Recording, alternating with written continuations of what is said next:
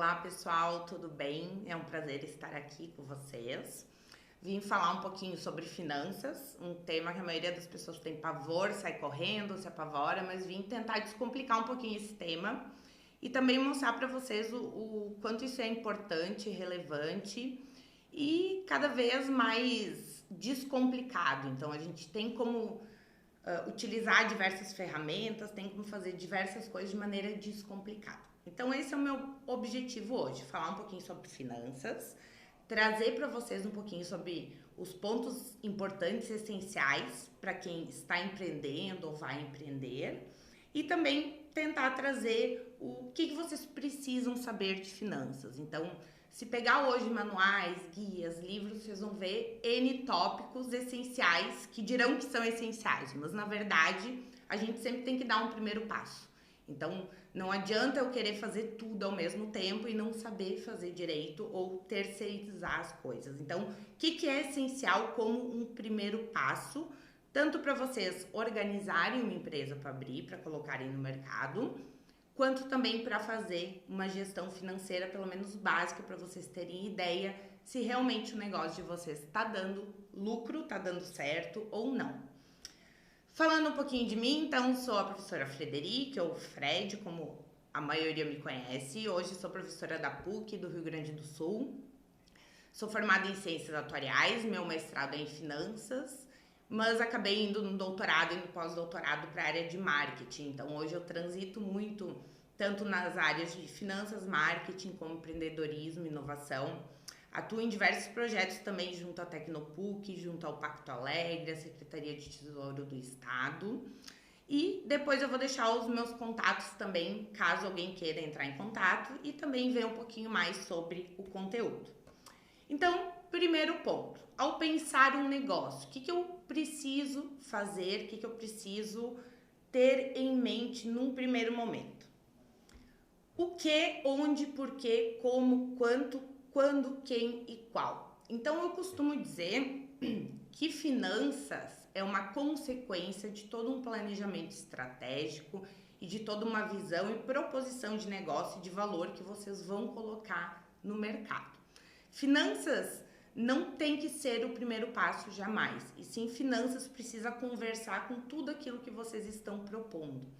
Então jamais vão atrás de dicas onde trabalham com finanças de forma separada, onde digam para você somente focar num CMV, numa margem, que isso vai ser o suficiente para o negócio de vocês dar certo. Não, isso não vai dar certo, porque na verdade o que vai fazer o negócio de vocês dar certo é vocês conseguirem enxergar o mercado e o consumidor de vocês. No momento em que vocês conseguirem enxergar o mercado, enxergar o consumidor, saber o que esse mercado, esse consumidor querem consumir e vocês conseguirem entregar o que eles querem consumir, o resto acaba sendo consequência. Então, toda a parte financeira, tanto de precificação quanto de gestão financeira, eles são uma consequência de todo um planejamento, de um estudo que vocês precisam ter, como também são ferramentas para organização e para controle que vocês vão também ter dentro de um negócio.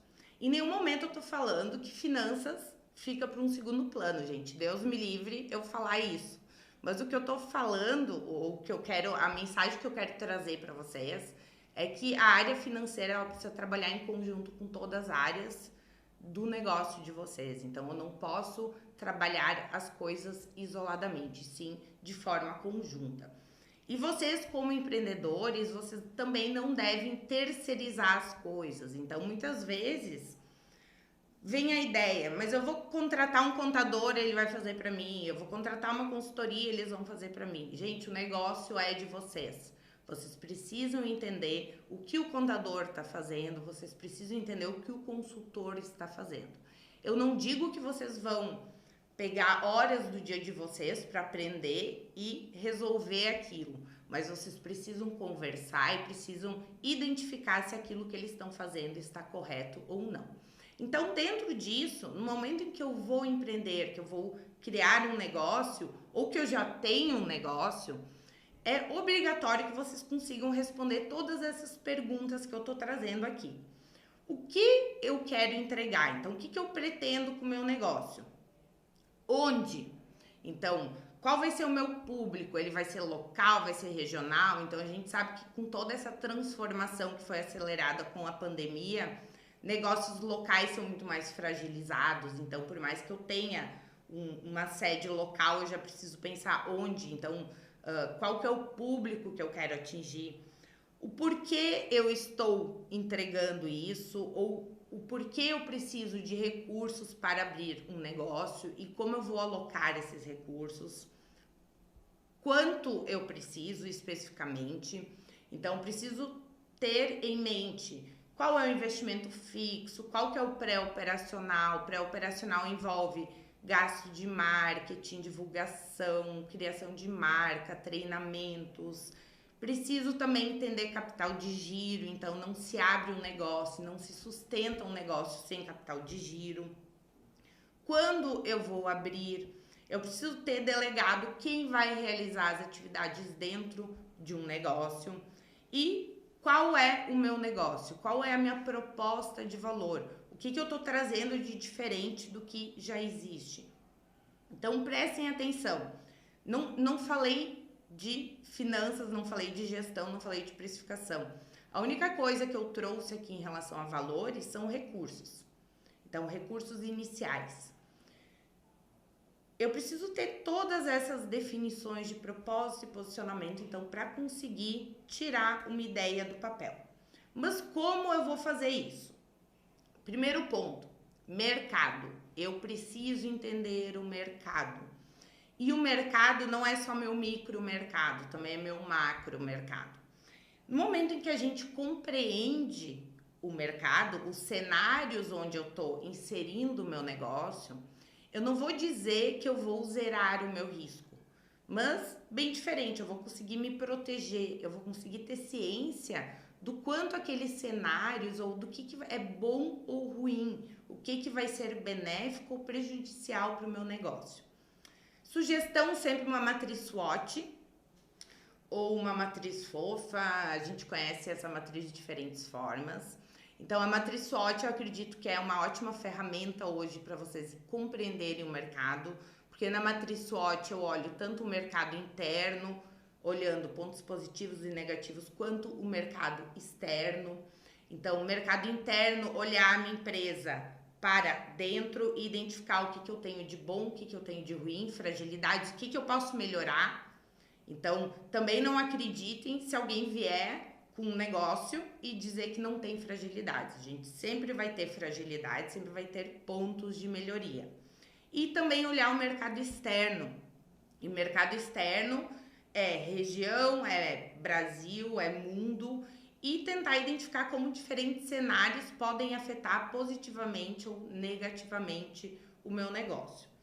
Claro que de maneira nenhuma eu estou dizendo que a gente vai conseguir acertar 100% de cenário e previsões. Então, por exemplo, essa pandemia louca que a gente está passando, eu duvido que alguém tenha adivinhado que teria essas consequências e bem pelo contrário, todo mundo teve que refazer o seu planejamento, se reposicionar ou mudar diferentes ferramentas ou estratégias.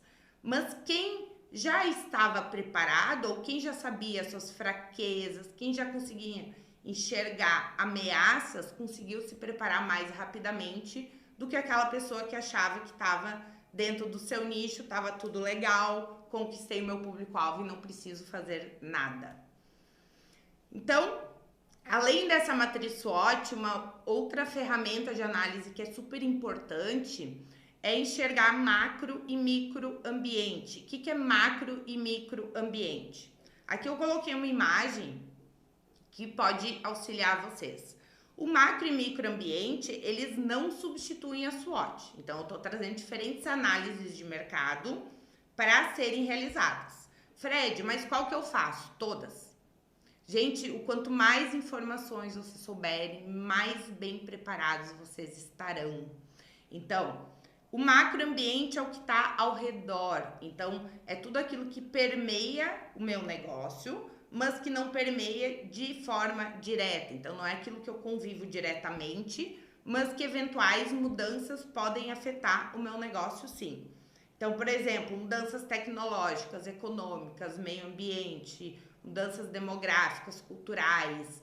Um exemplo de mudança demográfica que afeta quase todos os negócios e as pessoas às vezes vão no piloto automático e não se dão conta. O envelhecimento da nossa pirâmide etária. Então, olhem a quantidade de negócios para a terceira idade que estão surgindo e olhem o potencial de negócios que tem para esse público. Por quê? Cada vez mais a gente está inflando a nossa pirâmide, as pessoas estão vivendo mais tempo, cada vez mais a gente tem um outro segmento também que foi potencializado em função de características demográficas, que foi o segmento pet, porque cada vez mais as pessoas não estavam tendo filhos ou estavam tendo menos filhos, pessoas, casais ou às vezes pessoas solteiras que acabam tendo o seu pet. Então, isso são exemplos de macroambiente. Então, é preciso compreender isso. E o microambiente é aquilo que está afetando diretamente o meu negócio. Tem uma outra ferramenta que eu não trago aqui, mas que alguns de vocês já devem ter escutado, que é a análise da indústria do Potter, que também analisa o microambiente, que é exatamente conseguir enxergar o consumidor, o fornecedor, o concorrente, o meu público em geral e o meu público-alvo. Todos esses têm força dentro da minha operação. Então, se eu dependo só de um fornecedor, eu estou extremamente vulnerável àquele fornecedor e ao preço que ele vai me exigir. Da mesma forma que se eu tiver uma concorrência muito alta no mercado e eu não conseguir fazer aquele posicionamento, uma proposta de valor diferente, eu também acabo dependendo muito do meu cliente. Por quê? Porque eu acabo entrando numa concorrência por preço. Ó, prestem atenção, já veio a palavra preço aqui, depois eu vou retomar isso. Mas é um exemplo de como isso daqui, todas essas análises são as análises que vão ajudar vocês a definir o posicionamento da precificação de vocês. Então, aqui um outro exemplo de imagem para vocês fazerem essa análise de macro e microambiente. Então, o macroambiente, então, são todas essas políticas ou forças externas, macroambientais, macroeconômicas. E depois que eu entendi o mercado. Então, eu gosto sempre de olhar uma proposta de negócio ou um empreendimento com 3 pilares. Eu acho que vocês têm que fazer 3 pilares super importantes. Um acaba convergindo no outro, eles estão diretamente conectados, mas eu não consigo separar. Primeiro ponto, eu preciso fazer análise de mercado. Então, tudo isso que eu estava falando até agora. Aí eu vou para o segundo ponto, definições estratégicas e de marketing.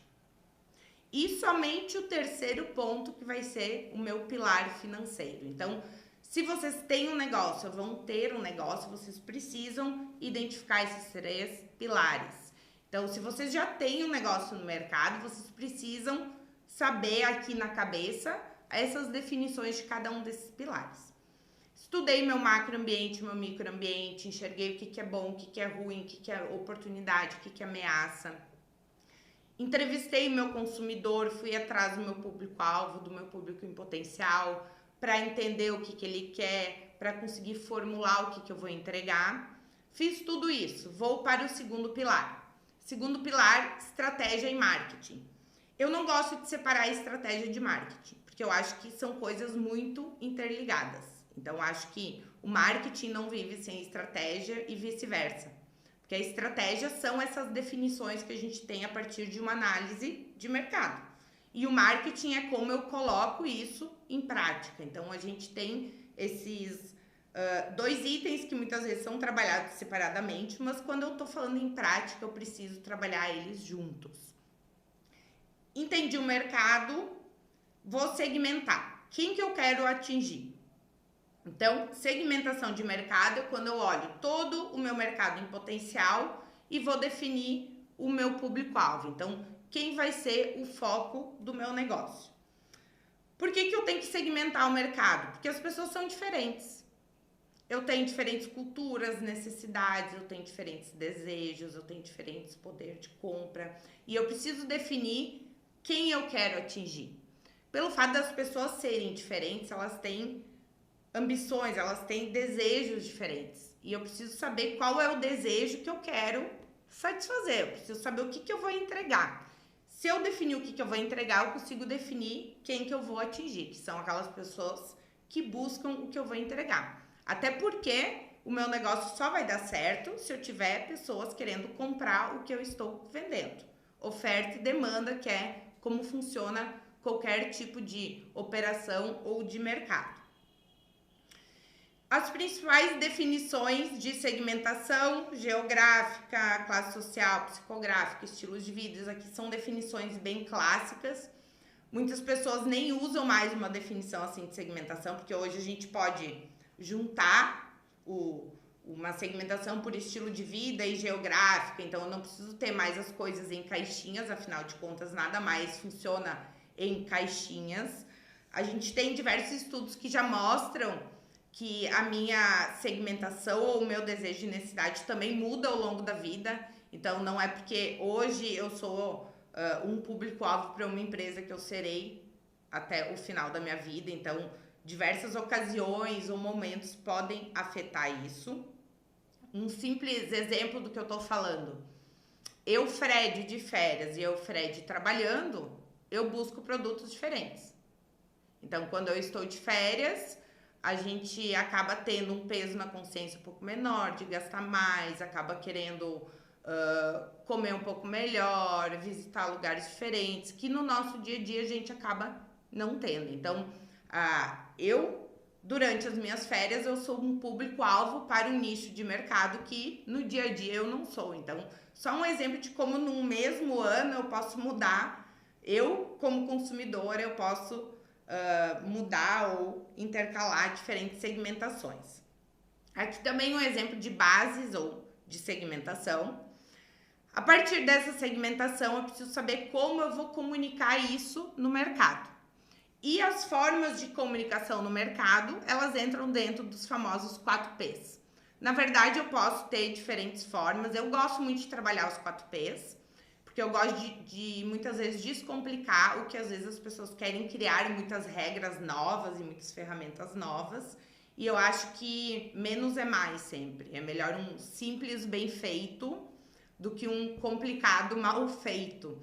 Então, se vocês fizerem o arroz com feijão para entender o negócio de vocês, já é o primeiro passo, como eu falei lá no início. Então, sim, eu gosto dos 4Ps. Ah, mas Fred, se eu for para a área de serviço, se eu for para a área de digital, muda, mas eu consigo interpretar e eu consigo ainda ter definições básicas dentro dos 4Ps. Produto, preço, ponto de venda ou praça e promoção. Isso daqui para mim, aqui eu começo a falar de preço. Então, o tópico da palestra era finanças. Até agora eu não falei de finanças, mas na verdade eu estava falando de finanças. Mas agora eu começo a falar de preço. Eu fiz tudo isso, trabalhei no meu pilar 1, estou no meu pilar 2, que é o de estratégia e marketing. Falei da segmentação, do posicionamento, cheguei nos 4Ps. E aqui entra o preço. Até porque o preço, diferente do que a maioria das pessoas acha que preço é só finanças, não, preço é marketing, gente. O preço é um P dos 4Ps de marketing, do mix de marketing. E aqui eu divido o que é preço. Dentro dos 4Ps, os atributos do que eu vou entregar, produto ou serviço. A forma como eu vou divulgar, promoção. E o ponto de venda, a praça, que é como eu vou distribuir, tem como principal objetivo criar valor para o meu negócio. O que é valor? Valor é diferente de preço. Valor é o benefício ou o que o consumidor enxerga ou o que ele recebe ao consumir o que vocês estão entregando. Então, o consumidor, ele gera valor ou ele enxerga valor sobre o que vocês entregam com estratégias dentro de produto, promoção e praça. E como a empresa recebe valores monetários, como a empresa recebe grana, que é o que toda empresa precisa para sobreviver, através da estratégia de preço. Mas que é importante dentro dessa definição de preço, que é justamente o que vai fazer a empresa gerar caixa, ou gerar entrada de recurso. Uma precificação efetiva nunca vai compensar a ineficácia da execução de outras tarefas. O que eu estou dizendo? Que não quer dizer que se eu fizer uma precificação correta, ou seja, se eu trabalhar o P do preço correto e não trabalhar os outros P's de maneira correta, que eu vou gerar ou vou capturar recursos para a empresa. Por quê? Uma precificação correta não compensa a ineficácia das outras estratégias. E aqui entra o que eu estou falando desde o início. A finanças tem que trabalhar em conjunto com o marketing, em conjunto com o ponto estratégico. Mas, em compensação, uma precificação ineficaz, ela pode também levar a um insucesso financeiro, ou pode levar à falência de vocês.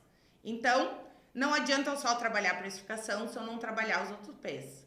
Mas se eu só trabalhar os outros P's e não trabalhar a precificação, meu negócio não vai dar certo. Então, eu preciso trabalhar todos eles em conjuntos.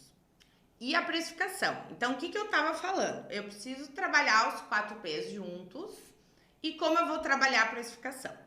A precificação tem uma técnica clássica de trabalhar a precificação que todo mundo deve já ter ouvido falar e provavelmente todo mundo tentou precificar o seu negócio dessa forma, que é o markup. O que é o markup?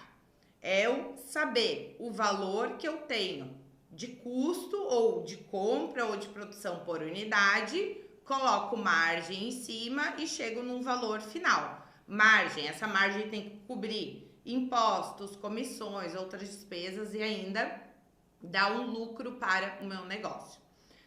Eu precificar o meu produto por markup vai dar certo, Fred? Nem sempre. Por quê? Porque eu preciso olhar a concorrência. Então, markup está aqui nessa pontinha custo. Na outra ponta, eu preciso olhar a minha concorrência.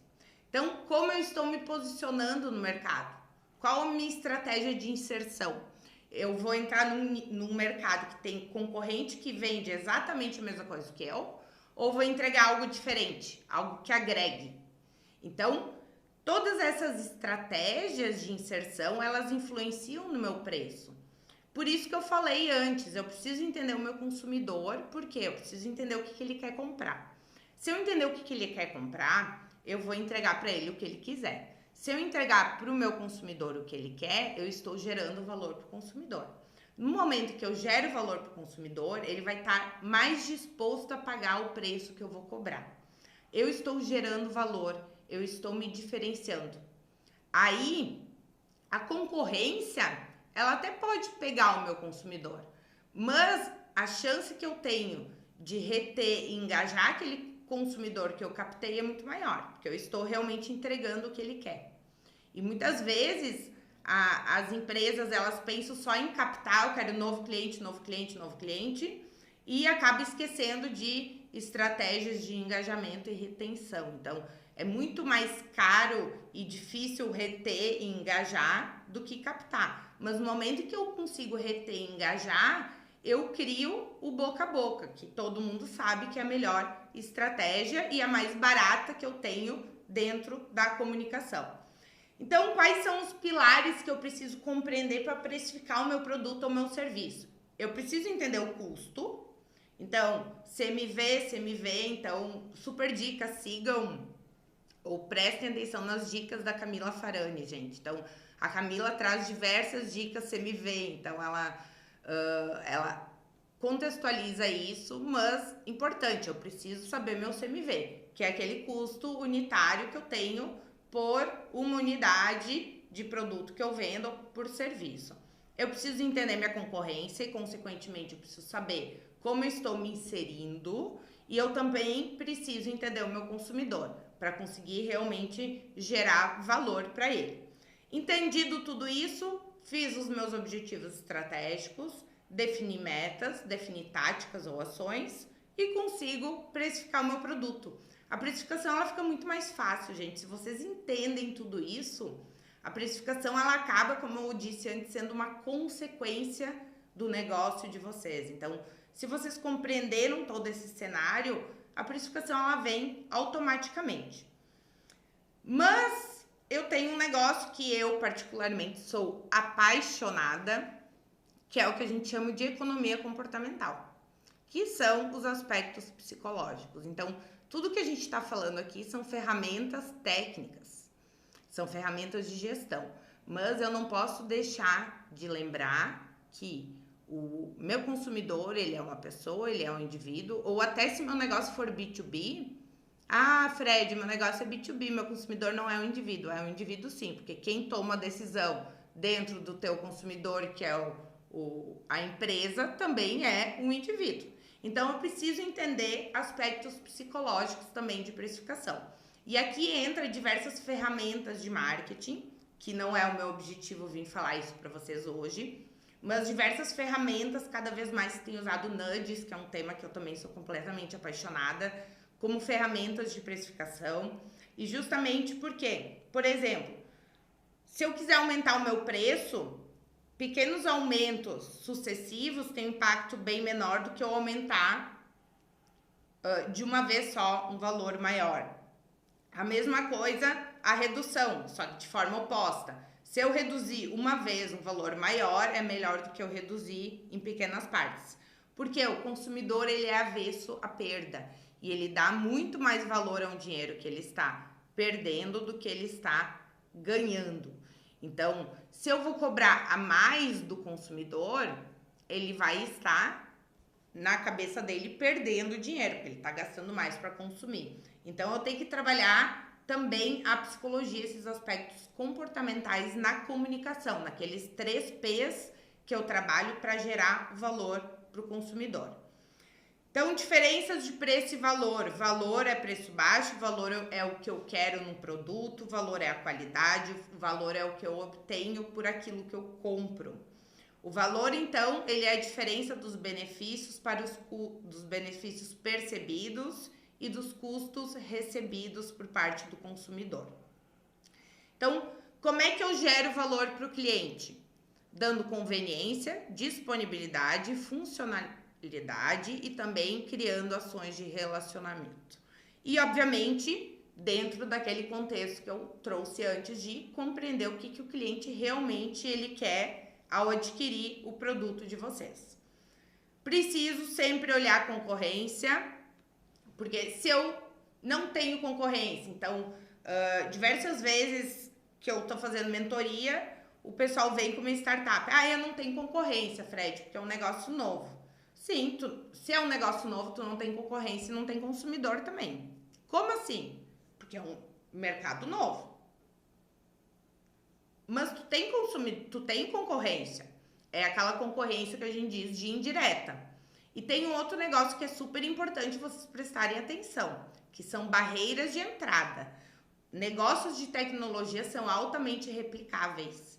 Então, por isso que muitas vezes a gente tem aqueles crescimentos exponenciais no início e depois tende a uma queda, porque a concorrência ela vem forte.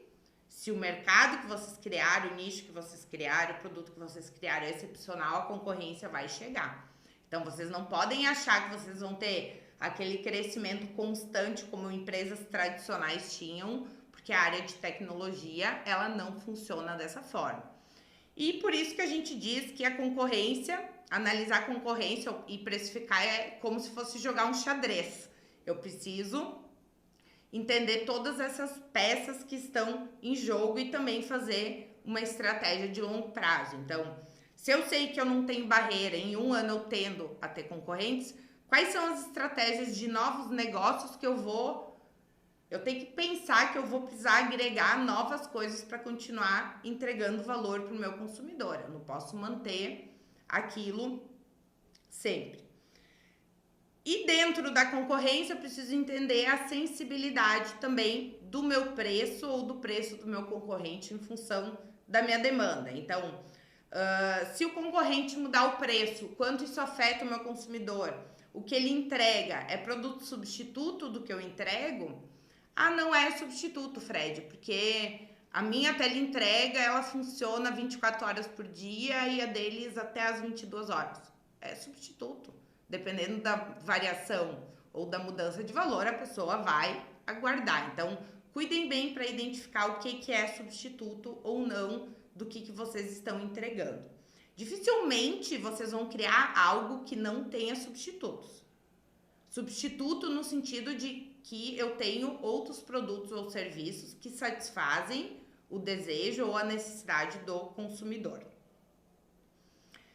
Preciso criar vantagens competitivas, então dentro disso a minha precificação ou ela vai ser em custo, que é quando eu tenho muita concorrência e eu vou tentar ganhar em escala, eu não ganho em margem por unidade vendida, ou eu me precifico ou me posiciono com diferenciação. Então, eu entrego algo premium, entrego algo diferente, agrego mais valor e consigo cobrar também um preço superior. Aqui tem algumas estratégias de precificação. Então, o material vai estar disponível. Quem quiser, acesse o material depois, para eu não ficar apresentando uma por uma aqui para vocês, porque a ideia é mais um bate-papo mesmo. Então, falamos de precificação. Pilar 1, pilar 2. Agora, pilar 3, gestão financeira. Precificar, como eu disse, é muito mais estratégia e marketing do que finanças. Trouxe aqui, eu separei aqui algumas dicas de gestão financeira. Então, vocês que têm um negócio, ou que estão abrindo um negócio, o que vocês precisam olhar num primeiro momento de gestão financeira? Eu preciso compreender que a minha atividade empresarial, ela sempre tem como objetivo buscar um resultado líquido, um lucro líquido, e ela tem como uma origem captação de fontes. Eu preciso de dinheiro para começar. Essa captação de fontes, ela sempre tem um custo, por mais que sejam investidores anjo, crowdfunding, isso gera um custo. Muitas vezes eu enxergo só um custo de dívida, de passivo, mas toda captação de recursos tem um custo. Eu preciso entender de que forma eu faço a alocação correta disso dentro do meu patrimônio, que são as aplicações. Então, eu preciso compreender toda essa atividade empresarial, sabendo que o início é uma captação de recursos, eu preciso de dinheiro para abrir um negócio, e o resultado ou objetivo final de qualquer negócio é ter um resultado líquido. Ou, se é uma associação ou uma empresa sem fins lucrativos, pelo menos eu preciso ser autossustentável, eu preciso captar recursos para me manter. E como eu utilizo, qual o indicador que eu utilizo para enxergar o que eu estou agregando de valor ao meu negócio? É a diferença, então, de um indicador que a gente chama de retorno sobre o ativo, que é essa medida do resultado operacional, do lucro operacional, em relação ao meu patrimônio. E o patrimônio, normalmente, a gente divide em disponibilidades, capital de giro, que é o circulante, é o que eu tenho no curto prazo, em até 12 meses, e o capital fixo, que é o não circulante. E eu, então, faço uma comparação, uma análise entre o retorno do ativo e o custo de captação de recursos, que é uma média ponderada do custo da dívida ou de capital de terceiros para o custo de capital próprio. Outro indicador super importante para a gestão financeira, vocês precisam entender a margem de contribuição de cada produto. Entendendo o CMV lá da precificação, automaticamente eu já compreendo a minha margem de contribuição. Então, é extremamente essencial vocês usarem isso como um indicador de gestão financeira. Até porque vocês conseguem estipular ferramentas de marketing de acordo com as margens de cada produto. A margem de contribuição, então, ela serve para estimar volume de vendas, formar preço, fazer plano de marketing, segmentar, posicionar, fazer propostas, trabalhar a guerra de preço. Então, entendendo dentro do mix de marketing de vocês qual que é a margem de contribuição de cada produto e serviço, vocês têm uma boa ferramenta para diversificação estratégica e também definições relacionadas ao marketing. Além da margem de contribuição, também é essencial vocês saberem o ponto de equilíbrio. Ponto de equilíbrio é break-even point, é o momento que vocês sabem que vocês empatam a operação de vocês, ou seja, a partir de quantas unidades vendidas ou de qual faturamento eu começo a ter lucro. É super importante esse ponto de equilíbrio, ele é muito utilizado em metas, então empresas que trabalham muito com metas na área comercial, isso deve ser feito através do ponto de equilíbrio. E, por final, capital de giro. Então, acho que capital de giro é a palavra-chave para qualquer negócio.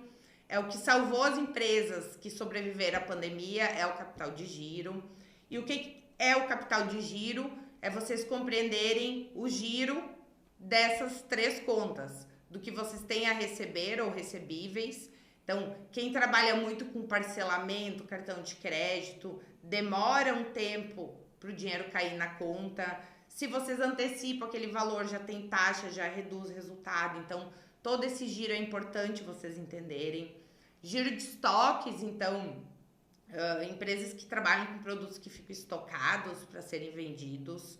E também giro de contas a pagar. Normalmente, o meu fornecedor, eu preciso pagar lá o boleto em 1, 2 dias para receber a mercadoria, a matéria-prima, mas o cliente vai demorar 90 dias para me pagar. Então, como eu vou sobreviver a esse período? Isso é capital de giro, gente. O que aconteceu na pandemia? As empresas pararam de vender ou venderam menos, o valor também no cartão. Aquelas empresas que tinham capital de giro, ou seja, o capital de giro é a compreensão desses dias que eu preciso para sobreviver e eu faço reserva de emergência para conseguir sobreviver caso eu não tenha vendas.